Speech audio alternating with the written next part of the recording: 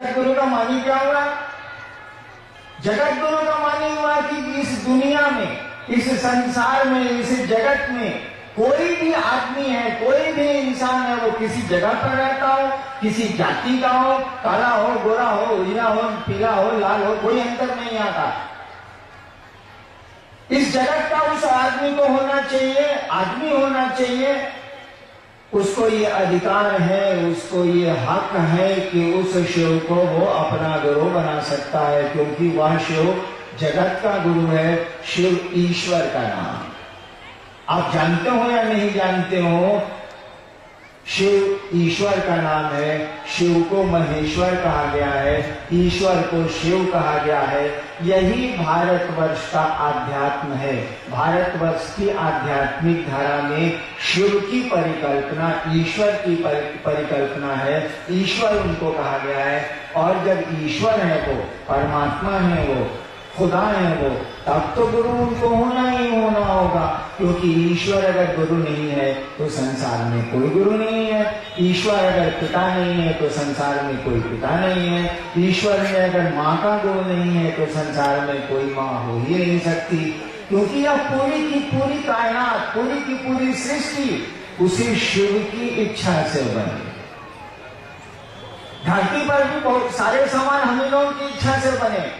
हम लोग इच्छा को मजबूत करते हैं और मकान बना लेते हैं, बहुत कुछ बना लिया हम लोगों ने। ठीक उसी तरह से हम आप भी किसी की इच्छा से बने। जैसे चीजें हमारी आपकी इच्छा से बनती हैं, हमारे आपके संकल्प से बनती हैं, उसी तरह से हम आप भी किसी की इच्छा से, किसी की सोच से बने। और रिश्ता न रुद्राक्ष बनाएगा, न कपड़े बनाएंगे, न पैसा बनाएगा, न बोली बनाएगी।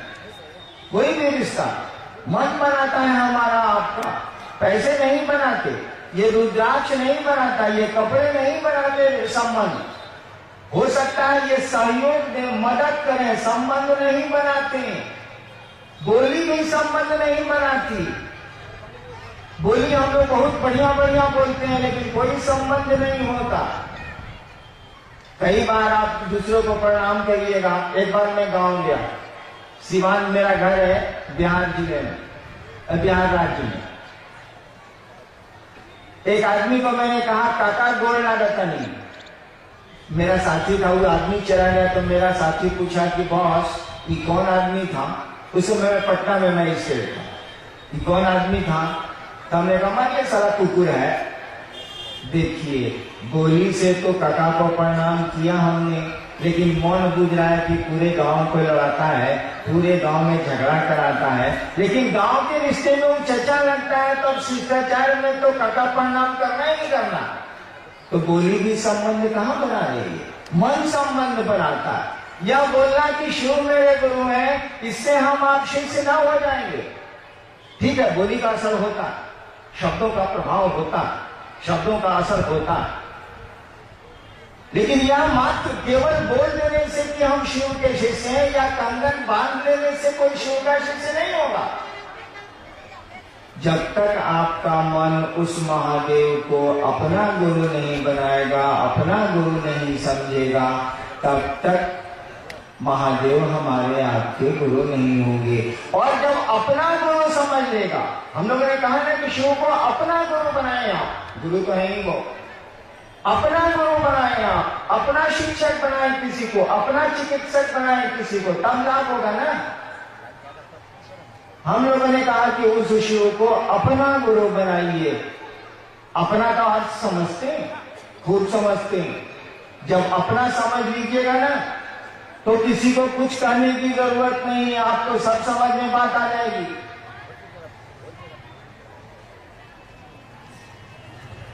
आप अपने चप्पल को पहचानते हैं कि नहीं पहचानते हैं? चप्पल का बोलता है कुछ? कितना लोग यहाँ बैठा हुआ है, जो होशियार होगा चप्पले पर बैठा होगा। हम लोग लड़का थे, अपन भाषण सुनने जाते थे गांधी मैदान पटना उटना में, तो अपना चप्पल के नीचे रख के बैठ जाते थे कि सारे अब चुरावो तो कहां से चुराएगा। लेकिन कुछ लोग होंगे जो बड़ा भक्ति भाव से आए होंगे कि महादेव की चर्चा है, चप्पल को उधरे खोल के आ गया। वो जब जाएगा उठ के वो आदमी, भीड़ जब निकलेगी तो अपना चप्पल पहचान लेगा। दूसरा हवाई चप्पल रहेगा, उसमें भी अपना चप्पल पहचान लेगा। ये हमारा चलो इससे वो टुकड़ा कहाँ गया, वो वहां है, वहां देखो खोज लेगा। वो काहे खोज लिया? इसीलिए कि वो समझता है कि मेरी चप्पल है ये। पैसा बोलता है कि पॉकेट में कितना है, लेकिन हमको आपको पता रहता है कि पॉकेट में कितना पैसा है। कुर्ता बोलता है कि आपका कुर्ता है, हम पैंट बोलता है, शर्ट बोलता है कि आपका है, हम लेके भाई साहब हम ही हैं, उठा लीजिए, नहीं बोलता है। आप उसको अपना समझते हैं, इसीलिए ढूंढ लेते हैं, अपना समझ लेते हैं, इसीलिए पूरी की पूरी पहचान उसकी आपके दिमाग में बनी हुई है। उस शिव को भी जब अपना समझ लीजिएगा ना, तो किसी को कुछ करने की जरूरत नहीं है, शिव को बढ़िया से पहचान लीजिएगा। लेकिन उस शिव को अपना समझिएगा कैसे? हमारा आपका मन तो धरती को अपना समझता है, अपनी चीजों को अपना समझता है, अपनों को अपना समझता है। वो शिव को अपना कैसे समझेगा? वो तो शिव के पास हम लोग अपने लिए जाते हैं, अपनों के लिए जाते हैं। महादेव के पास गए, प्रणाम किया, जल ढारा। बंगाल में तो उसकी भी जरूरत नहीं है, गाल बजा लिया, काम हो गया। अब महादेव से कहा कि सरकार ये दिक्कत है, ये दिक्कत है, ये दिक्कत है, ये दिक्कत है, थोड़ी आप कृपा कर दीजिए, थोड़ी दया कर दीजिए। देखिए महादेव के लिए, महादेव के पास हम लोग कहाँ जाते हैं? हम लोग तो जगत के लिए शिव के पास जाते हैं। और यही कारण है कि आप जब नमः शिवाय करते हैं, पूजा करते हैं नमः शिवाय, तो शिव को प्रणाम होता नहीं है। वो तो शिव को इसलिए प्रणाम हम लोग करते हैं कि दुनिया चाहिए। ऐसा हम लोग की कोई गलती नहीं है, हम लोग का कोई दोष नहीं है। रावण भी गया था त्रिलोक की शक्ति मांगने, अर्जुन भी गए थे पशुपतास्त्र मांगने, बृहस्पति भी गए थे वाचस्पति की उपाधि मांगने, शुक्राचार्य भी गए थे संजीवनी विद्या लेने, भगवान विष्णु भी गए थे चक्र सुदर्शन लेने। जब वही लोग गए थे तो हम लोग जाते हैं, तो कौन खराब बात है भाई? हमें जेबे करेंगे, हम लोग को जरूरत है तो। लेकिन सामान से काम नहीं चलता है, शक्ति से काम नहीं चलता है। उसके लिए ज्ञान भी चाहिए, उसके लिए समझ भी चाहिए। मेरे सामने माइक्रोफोन लगा हुआ है ना, आप तक आवाज मेरी जा रही है ना? अभी एम्पलीफायर वाले मिस्त्री चले जाए उधर, कोई गड़बड़ी हो जाए, अगर हमको आपको इसका ज्ञान नहीं है कि चालू कैसे होता है, तो समूचा प्रोग्राम भंडोल हो जाएगा। सुनिए नहीं सकता कोई, इतना आदमी कैसे सुनेगा बिना माइक्रोफोन के, बिना एम्पलीफायर के? देखिए शक्ति इसमें है, लेकिन शक्ति को संचालित करने वाला उसके पास ज्ञान है, बैठा हुआ है एम्पलीफायर के पास। शक्ति इसमें है, लेकिन शक्ति ये संचालित कैसे होगी, चलेगी कैसे, ये काम कैसे करेगी, इसकी समझ रखने वाला जो है ना, वो एम्पलीफायर के पास बैठा हुआ है, उसको ज्ञान है। हमारे पास ज्ञान नहीं है, हम इसका उपयोग नहीं कर सकेंगे। ठीक उसी तरह से सामान से काम नहीं चलेगा, संपत्ति से काम नहीं चलेगा, शक्ति से काम नहीं चलेगा। इन चीजों को चलाने की समझ भी चाहिए। समझ में ज्ञान, गुरु ज्ञान देते हैं, सुना है ना, गुरु से ज्ञान मिलता है। ज्ञान असमझ एक ही चीज है। हम लोगों ने कहा कि आप महादेव से मांगने तो जाते ही जाते हैं, जाएंगे ही आप, हमारे आपके साथ तो अच्छा नहीं है, हम लोग क्या करेंगे? सुना है कि आशुतोष है, तुरंत दे देते हैं, तभी तो भीड़ है। हम लोगों ने कहा कि दानी महादेव से तो आप लेने जाते हैं, अरे ज्ञानी महादेव भी वो है भैया। जो दानी महादेव है वो ज्ञानी भी है, तो ज्ञान का नहीं लेते हैं। बिना ज्ञान के कुछ चलेगा? कुछ नहीं चलेगा। हाँ, याद करिए तो देखिए वो पीछे बैलून बिक रहा। अगर मैं 5 साल का होता, अब बाबूजी कहते कि चलो चलो मंच पर चलो, चर्चा होता महादेव के, हम कहती कि बाबूजी पहले हमरा कहू बैलूनवा किन दी तो अब चल। क्यों? बच्चा तो समझेगा, बच्चों को क्या मतलब, कोई चर्चा हो रही कि क्या हो रहा। लाल बैलून चाहिए, क्या लाल रुई वाली मिठाई बिक रही थी, मैं बचपन में बहुत खाता था। रुई वाली मिठाई अभी देखा थोड़ी देर पहले बिक रही थी बांस में, तो बच्चा तो उसी के पास जाएगा, उसको उतनी ही समझ है। एक बार मैं दार्जिलिंग का, बाबूजी पूर्णिया में अफसर थे मेरे, मैं बहुत छोटा था। दार्जिलिंग में वो सीटी बिक रही थी, सीटी नहीं होती, सीटी बजाने स्काउट्स में जो होती, दुकानदार से हमने सीटी ले ली, दुकानदार बोला 1 रुपया दाम। सोचिए 1953-54 में 1 रुपए की क्या कीमत होगी। उस समय मेरे पिताजी मजिस्ट्रेट थे और उनकी तनख्वाह थी 125 रुपये। मैं मजिस्ट्रेट हुआ तो मेरी तनख्वाह थी 500 रुपये। बाबूजी जब मेरे मजिस्ट्रेट हुए थे 1952 में, तब तनख्वाह थी 125 रुपये। और सीटी जो दार्जिलिंग में बेच रहा था दुकान वाला, बोला 1 रुपया में। 1 रुपया में तो उस समय 1 मन चावल मिलता था। बाबूजी ने कहा नहीं खरीदेंगे। हम कहा कि कैसे नहीं खरीदिएगा, यूं हम देखिए लेते हैं। 3 दिन तक जे छरियाए कि सीटी किना गया।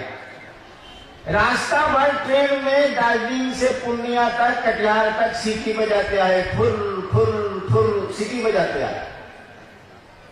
देखिए, उसके लिए हम 3 दिन तक झगड़ा किया और सीटी किनवाई लिया 1 रुपये की। अब आप हमको 10 सीटी ला के दीजिए तो कि सर आप जो घर से आए हैं, महादेव की चर्चा करने आए हैं, आपको सौगात के रूप में हम लोग 10 सीटी लेके आए हैं। हम कहेंगे खोस लीजिए, फुरफुराते रहिएगा। हम क्या करेंगे? सीटी। देखिए ज्ञान, देखिए बुद्धि। आपका 2 बच्चा है, प्लास्टिक की गाड़ी के लिए आपस में लड़ा जाएगा। जब आप ही खरीद के दिया 2 रंग की प्लास्टिक की गाड़ी खरीद दीजिए अपने 2 बच्चों को, दोनों मार कर लेगा अगर एक दूसरे को छू दिया प्लास्टिक की गाड़ी को।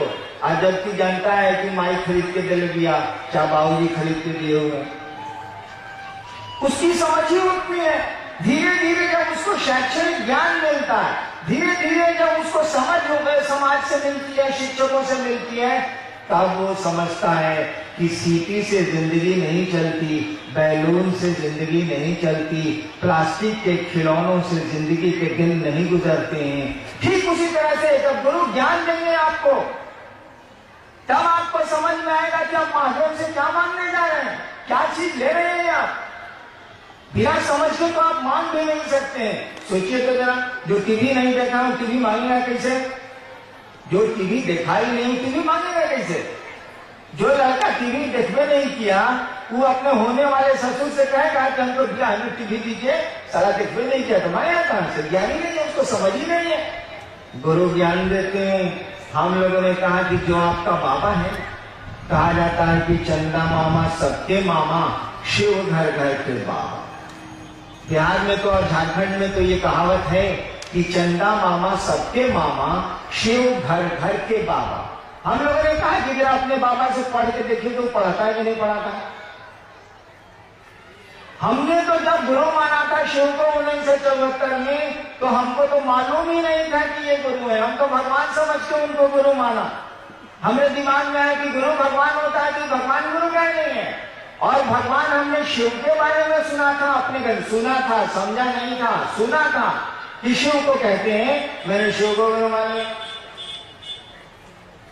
हमको तो मालूम भी नहीं थी बात। आज तो कोई आपको बताने वाला है कि शिव गुरु है, किताबों में लिखा है, शास्त्रों में लिखा है। आप उसको अपना गुरु बना के देखिए। सोचिए कि शिव आपके गुरु है, कुछ करने उठने की जरूरत नहीं है। सोचिए आप केवल। हम लोगों ने कहा कि इस सोच को अगर भुलाइए नहीं, भुला जाइएगा तब तो मामला गड़बड़ हो जाएगा। रिश्ता भुला जाइएगा तब तो रिश्ता नहीं चले। यादें अगर सो जाएंगी ना तो रिश्ते भी सो जाते हैं। स्मरण अगर खत्म हो जाएगा ना तो संबंध भी खत्म हो जाएगा।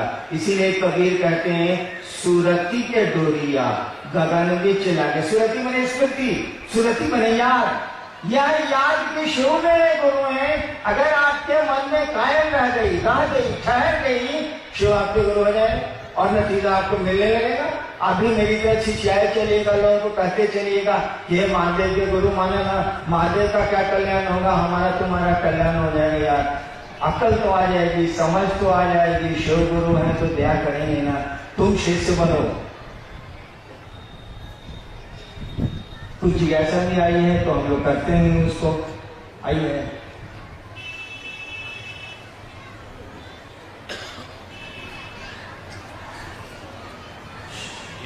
एक भाई की जिज्ञासा है कि शिव के सिवा अन्य देवी देवता को गुरु क्यों नहीं बनाते? एक भाई ने पूछा है कि महादेव के सिवा अन्य देवी देवता को गुरु क्यों नहीं बनाया जाए।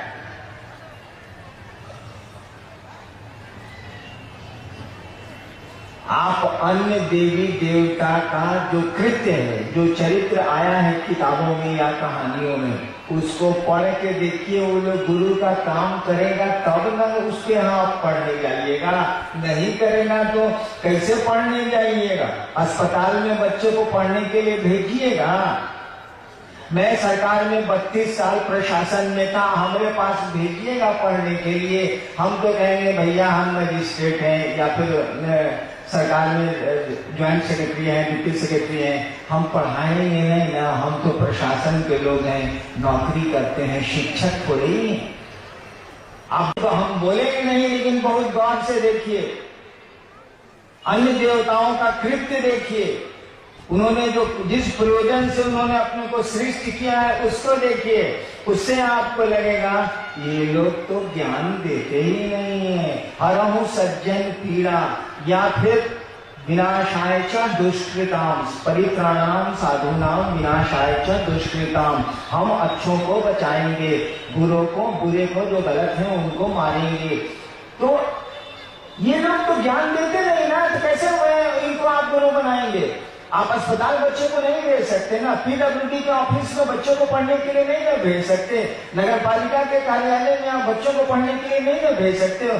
वहां तो तरह तरह के कार्य होते हैं। पढ़ाने का काम तो मातृ विद्यालय में होता है, शिक्षक करते हैं। इसीलिए पूरे शास्त्र भारतवर्ष के, पूरी किताबें भारतवर्ष की कहती हैं कि शिव गुरु हैं, जगत गुरु हैं, आदि गुरु हैं, और वो गुरु का काम करते हैं। पूरी किताबें शिव को गुरु के रूप में स्वीकार करती है, रिकॉग्नाइज करती हैं, क्योंकि वो ईश्वर का नाम है। ईश्वर को तो गुरु होना ही होना होगा। आपके शिव पुराण में लिखा है कि भगवान विष्णु और ब्रह्मा जी को शिव कह रहे हैं। शिव पुराण में पढ़ा नहीं हूं, एक बार मैंने उल्टा था, उसमें लिखा है कि शिव कह रहे हैं ब्रह्मा जी से कि हे ब्रह्मा जी आप सृष्टि की उत्पत्ति का कार्य करिए, हे विष्णु जी आप सृष्टि के पालन का कार्य करिए, मैं तो सृष्टि को ज्ञान देने का कार्य करूंगा। शिवपुराण में भी ये पंक्ति आई है, बहुत पुराणों में आई है, बहुत किताब में आई है। तो जो काम करेगा उसके पास तो उस काम के लिए भेजिएगा। हमारे पास मोटरसाइकिल खराब हो गई तो बनाने के लिए नहीं भेजिएगा, उसको तो गैरेज में नहीं भेजिएगा। ठीक उसी तरह से जो देवता गुरु का कार्य करते हैं, भगवती गुरु का कार्य नहीं करती, उनको गुरु कैसे बनाएंगे आप। हाँ, उनको उनके पास चले जाइए अगर भक्त रूप में, और ज्ञान चाहिए तो आपको बढ़िया स्कूल में भेज देंगी, वह अच्छे गुरु के पास आपको भेज जरूर देंगी, लेकिन खुद इस काम को वो नहीं करती हैं। जो करेंगे उन्हीं के पास ना बच्चों को पढ़ने के लिए भेजिएगा या खुद पढ़िएगा। एक भाई की जिज्ञासा है कि नमः शिवाय जाप करते समय ओम क्यों नहीं लगाया जाता। इसीलिए कि ओम उसमें लगा हुआ नहीं है, इसलिए नहीं लगाया जाता। वैसे ओम लगा के भी जप करिए, कोई खास बात नहीं है। ओम हटा के भी जप करिए, कोई खास बात नहीं है। जब तक गुरु की दया नहीं होगी, गुरु से आपका जुड़ाव नहीं होगा, तब तक परिणाम अच्छे, बहुत अच्छे नहीं आएंगे। क्योंकि मंत्रों का, शब्दों का जो चैतन्य होता है ना, उसमें जो ऊर्जा होती है ना, वह गुरु प्रदत्त है, गुरु से आती है। बिना गुरु के ओम नमः शिवाय भी आप कर सकते हैं, नमः शिवाय भी आप कर सकते हैं।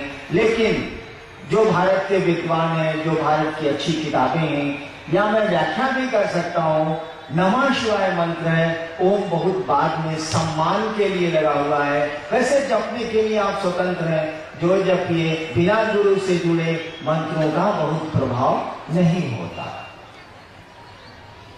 एक भाई की जिज्ञासा है कि शिव शरीर में नहीं है तो ज्ञान कैसे मिलेगा। एक भाई ने पूछा है कि शिव शरीर में नहीं है तो ज्ञान कैसे मिलेगा। जब हम महादेव को 74 में गुरु माना था ना, आरा के गांधी, आरा एक जगह है बिहार में, वहां एक श्मशान है शहर के बगल में काम की। मैं 74 में वहां साधना किया करता था, वहीं मैंने शिव को गुरु माना था। तो मेरे मन में भी ये सवाल था कि शरीर में नहीं हमको बताएगा कैसे भाई। लेकिन हमारे साथ कोई लाचारी थी, 14 साल मसान में रह गए थे, पढ़ाई लिखाई सब गड़बड़ा गई थी मेरी। लाचारी में मैंने शिव को गुरु मान लिया कि अब कितना बहु आएंगे, छोड़ो अब गुरु भगवान होता है तो भगवान को ही गुरु मान लेते हैं। शिव को मैंने भगवान समझ के गुरु मान लिया। लेकिन मेरे दिमाग में भी ये बात थी कि शरीर में नहीं होते, बोलेंगे कैसे, समझाएंगे कैसे ये। बाद में समझ में आई बात कि समझाने के लिए बोलने की कोई जरूरत नहीं है। हम लोग इतने सियाने हो गए हैं, बच्चे थे ना, कोई तो हम लोगों का सामने नहीं रहा जो हाथ पांव बड़ा करके खींच खींच के बड़ा करे, स्वतः बड़े हो गए। हम लोग एक सप्ताह में नाखून काटते हैं, नाखून बढ़ाता कौन है, कोई घिसता होता है इसको कहा जो बढ़ जाता है। बाल बनवाते हैं कि बाल सारा बढ़ कैसे जाता है जो आप बनवाते हैं। अदृश्य चीजें आप पर प्रभाव डाल रही हैं। कहाँ से आए हैं आप, कहाँ को जाएंगे आप, किसी कोई प्रत्यक्ष माध्यम आपको नहीं दिखता है। हम लोग कैसे आ गए, कहाँ से आ गए, किस लिए आ गए, कब तक रहेंगे, कोई यहाँ पर फिजिकल बॉडी नहीं है जो इस काम को दिखता हो करता हुआ। सब कुछ अदृश्य माध्यमों से चल रहा है, सब कुछ अनसीन है, अनजाना है। गुरु इसकी समझ देते हैं, शरीर का कोई अर्थ नहीं होता है। शंकराचार्य एक जगह लिख रहे हैं, आदि शंकराचार्य जो सबसे पहले शंकराचार्य हैं, शिव गुरु की स्तुति लिख रहे हैं। लास्ट में उनकी संस्कृत में जो लिखा है श्लोक, उसमें उन्होंने लिखा है इस बात को कि वट तरु मूले, एक वट का वृक्ष है बहुत बड़ा, उसके जड़ के नीचे वट तरु मूले, वट वृक्ष के जड़ के पास एक युवा साधु बैठा हुआ है, युवा गुरु बैठा हुआ, एक नौजवान गुरु बैठा हुआ है वट वृक्ष के नीचे। और उसके जितने शिष्य हैं सभी वृद्ध हैं, सभी बूढ़े हैं, वो गुरु नौजवान है। शंकराचार्य लिख रहे हैं, शिव गुरु के बारे में स्तुति कर रहे हैं, तो नाम नहीं ले रहे हैं शिव गुरु का। पहले कह रहे हैं कि एक वट का पेड़ है, वट वृक्ष है, वट का पेड़ है, उसके जड़ के पास एक युवा नौजवान गुरु बैठा हुआ, उसके चारों ओर जो शिष्य बैठे हुए हैं सभी बूढ़े हैं, वृद्ध हैं। सबसे आश्चर्य की बात, शंकराचार्य लिख रहे हैं, सबसे आश्चर्य की बात है कि ये गुरु कुछ बोल ही नहीं रहा। शंकराचार्य लिख रहे हैं कि वट वृक्ष के नीचे ये जो युवा पुरुष है, गुरु बैठा हुआ है, उसके जितने शिष्य हैं सभी वृद्ध हैं, और सबसे आश्चर्य की बात है कि ये गुरु कुछ बोल ही नहीं रहा। तब भी क्या हो रहा है, शिष्यों के संशय, शिष्यों का की जो शंकाएं हैं, संशय है, वो मिट रही हैं, खत्म हो रही हैं। और उन्हीं की इस लाइन को भारतवर्ष ने पकड़ लिया। लिखा शंकराचार्य ने, गुरुस्तु मौनम व्याख्यानम छिन्नते शिष्य संशया। शंकराचार्य ने लिखा, गुरुस्तु मौनम व्याख्यानम, गुरु कुछ बोलते नहीं है, गुरुस्तु मौनम व्याख्यानम, ऐसी बोली जिसमें आवाज नहीं है। गुरुस्तु मौनम व्याख्यानम छिन्नते शिष्य संशया, शिष्यों के संशय, शिष्यों की शंकाएं पल प्रतिपल खत्म हो रही हैं। तब शंकराचार्य कहते हैं, ऐसे शिव गुरु को प्रणाम है, ऐसे दक्षिणामूर्ति शिव को प्रणाम है। मैंने बताया है कि वट वृक्ष के नीचे युवा गुरु है, उसके सारे शिष्य बूढ़े हैं, और सबसे आश्चर्य की बात है कि गुरु कुछ बोलता ही नहीं है। तब भी शिष्यों के संशय पल प्रतिपल छिन्न हो रहे हैं, खत्म हो रहे हैं। और यही लाइन भारतवर्ष की गुरु परंपरा में चली, गुरुस्तु मौनम व्याख्यानम छिन्नते शिष्य संशया। गुरु को बोलने की कोई जरूरत नहीं है, उनका तो मौन व्याख्यान, ऐसा व्याख्यान जिसमें आवाज नहीं होती है, शिष्य के संशय को दूर करता है। मेरे मन में भी ये शंका थी, लेकिन 8 वर्षों तक इसी शंका के चलते मैंने किसी को नहीं कहा कि मैंने शिव को गुरु माना है, आप भी मानिए, चुप रह गया मैं। 8 वर्षों के बाद मुझको लगा कि अरे तो गुरु है, सब कुछ समझा देता है। मुझको नमः शिवाय भी पारिवारिक से मिला, चमत्कार सीखने गया था, वो भी मैंने सीख लिया, कोई बताने वाला नहीं, तब भी चमत्कार होने लगे। इसीलिए ऐसा नहीं है कि जो दिखता है वही आपको ज्ञान दे सकता है, जो नहीं दिखता। गुरु तो एक भाव है, पिता एक भाव है, जो दिखता है वही ज्ञान दे सकता है जो नहीं दिखता है। उसने भी दिखने वाले को किसी न किसी दिन ज्ञान दिया है। आदमी जब गुरु हो गया है, पहली बात सोचिए तो कोई आदमी गुरु हुआ होगा तो कहाँ से सीखा होगा? ईश्वर ने ही उसको सिखाया होगा।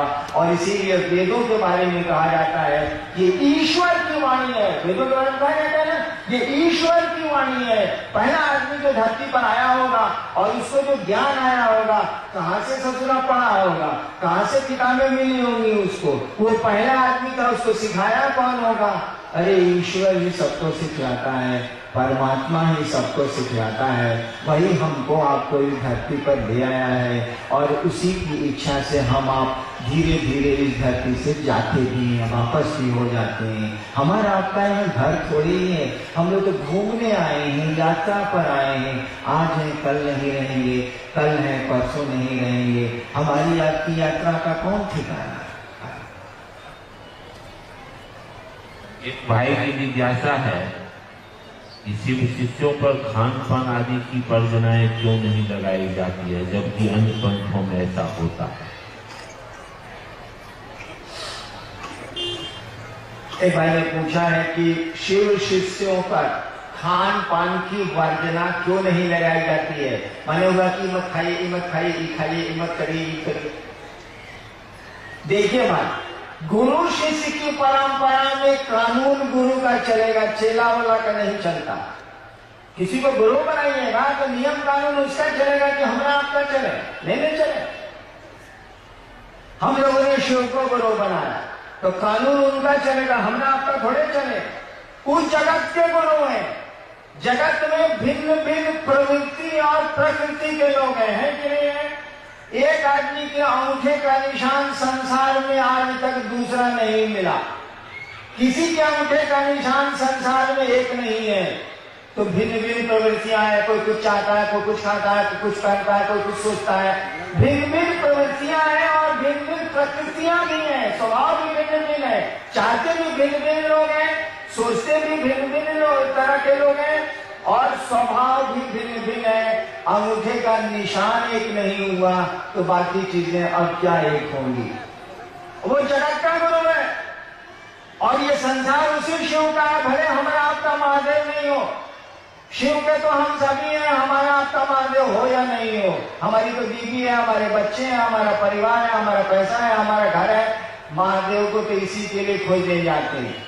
महादेव के तो सभी हैं, उस शिव के तो सभी हैं, उस खुदा की खुदाई तो पूरी की पूरी है, वही है सब कुछ, तो उसके तो सभी हैं। वही जगत का गुरु है, वही गुरु भी है, वही जगत का पिता भी है, वही जगत की माँ भी है, सब कुछ वही है। तो जब वो जगत का गुरु है तो कैसे आप नियम बनाएंगे कि ये नहीं करो, इस काम को करो? आप तो बना नहीं सकते हैं, बनाएगा तो हुए असमुद्र। और मैं आपको बताता हूं, सहरसा में एक बार बाढ़ आई, बिहार का एक जिला है सहरसा, बाढ़ आ गई। मैं उस समय मधेपुरा में मजिस्ट्रेट था। तो सरकार की सामग्री और सरकार की राहत पहुंचने में थोड़ा वक्त तो लगता ही है, इंतजाम करना पड़ेगा तब जाके होता है। इस बीच में लोग क्या करते हैं आपको पता है?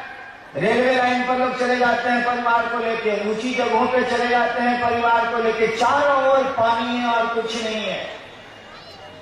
वहीं की मछलियों को वो तलते हैं, अपने बच्चों को पालते हैं, अपने को जिंदा रखते हैं। क्या करेंगे, खाएंगे क्या? वो वहां तो केवल पानी ही पानी है। क्या उन मछलियों को जो बाढ़ में डूबे हुए लोग हैं ऊंचाइयों पर, उन मछलियों को खाने के चलते उनका शिव गुरु नहीं होगा? भाई काहे? महादेव उनका नहीं है, वो तो सबका है ना, सभी उसके हैं ना। तो मछली खाने से महादेव उनका गुरु नहीं होगा। ठीक है, आप खाएं या नहीं खाएं आप जाने, आप उसको महादेव से कुछ लेना देना नहीं है। लेकिन बताए, मेरी बेटी है सिंगापुर में, मेरे गांव एक ही बेटी है, यह हिंदुस्तान अखबार में थी बिहार में, अभी सिंगापुर में है वो, और उसके हस्बैंड भी डॉक्टर हैं वहीं सिंगापुर में। एक बार मेरे दामाद ने फोन किया मैं मुझको डेरे पर पटना में, उस समय मैं वहां ज्वाइंट सेक्रेटरी था गवर्नमेंट में, सरकार में, कि यहाँ तो खाने के लिए कुछ मिलता ही नहीं है। हमने कहा कि सिंगापुर में खाने के लिए आपको कुछ नहीं मिलता है, कहा कि खाली मांस मछली मिलता है, समुद्र का जानवर है, यूं है वो है। सो यहाँ तो हम बंद खाते, पाव रोटी खाते रह रहे हैं। वो है शाकाहारी, मेरे दामाद पूरी तरह है शाकाहारी। समस्या हुई उनके भोजन की, तब हमने बेटी को हिंदुस्तान अखबार से रिजाइन कराया और तब उसको सिंगापुर भेजा कि जाओ कुछ बनाओ ना तो डॉक्टरवा को खिलाओगी ना। वो तो कहता है कि यहाँ कुछ सब्जी तब्जी कुछ मिलते नहीं करती है, बड़ी महंगी। यहाँ एक दो दुकानें हैं पूरे सिंगापुर में जहाँ सब्जियां मिलती हैं, भारी मुश्किल है। कहा सिंगापुर के लोगों को शिव को गुरु मानने का अधिकार नहीं है क्या? क्या समुद्र के किनारे रहने वाले मछुआरों को शिव को गुरु मानने का अधिकार नहीं है क्या?